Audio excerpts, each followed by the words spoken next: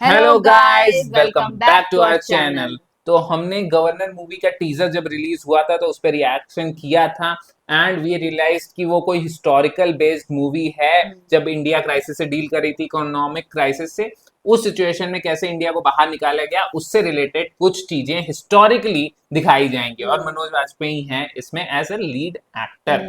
तो अब आया है इसका official official trailer. Trailer.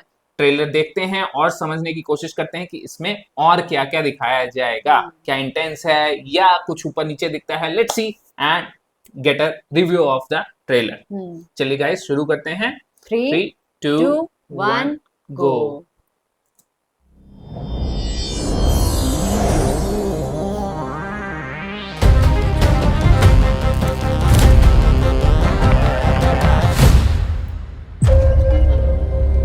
Sir, अगर हमारे फॉरेन एक्सचेंज रिजर्व $1 बिलियन के ऊपर हैं, मतलब हम इस रेड लाइन के ऊपर हैं। Okay. और 1 बिलियन से नीचे मतलब India has gone bankrupt 1 month.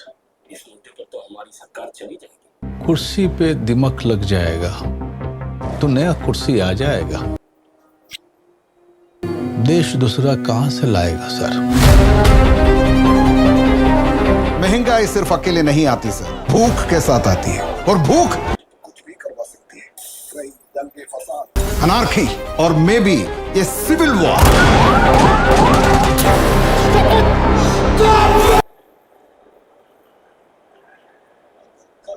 इस देश को खुशहाल देखना है तो आज हमको ये पॉइजन पीना ही पड़ेगा।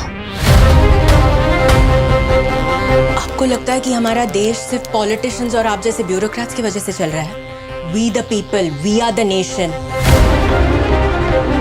असली धन वही है जो अपने हाथ में हो। हमारा रखा हुआ सोना जरूरत में काम नहीं आए तो ये कैसा धन है? क्या हमें सोना फिजिकली देश के बाहर भेजना होगा?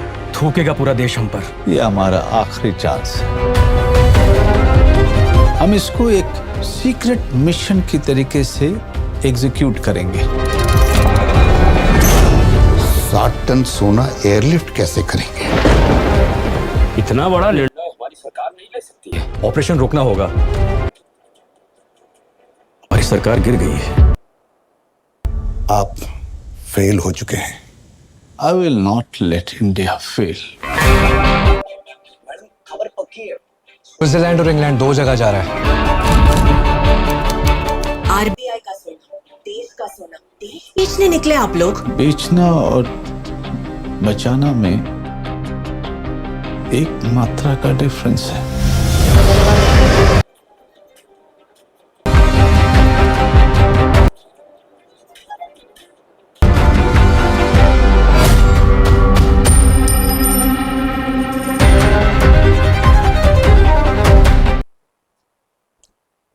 जब आप देखते हैं मनोज वाजपेयी को किसी मूवी में एक्ट करते हुए तो आपको पता नहीं चलता है कि वो एक एक्टर हैं, वो उसी उसी रोल रोल में में घुस घुसे जाते हुए हैं। लगते हैं। जैसे आपने पूरा ट्रेलर देखा, आप मनोज वाजपेयी को नहीं देख रहे थे, आप वो आरबीआई गवर्नर के को गवर्नर को ही देख रहे थे। हाँ। वो किस तरीके से सेव करने की कोशिश कर रहे हैं। कुछ शायद कठोर निर्णय लेने की बात हो रही है, like airlifting the gold, gold so that शायद पैसा आ सके हाँ। यूएस डॉलर्स में। कुछ ऐसी बात होगी जो कठोर निर्णय लिए गए होंगे उस समय हिस्टोरिकली, जिस तरीके से इंडिया को उस इकोनॉमिक क्राइसिस में से निकाला गया है। तो वो हिस्ट्री के बेसिस पे ये दिखाने की हिस्टोरिकल मूवी आप मान सकते हैं कि सही तरीके बेस्ड से ऑन ट्रू इवेंट्स लिखा था कि नहीं?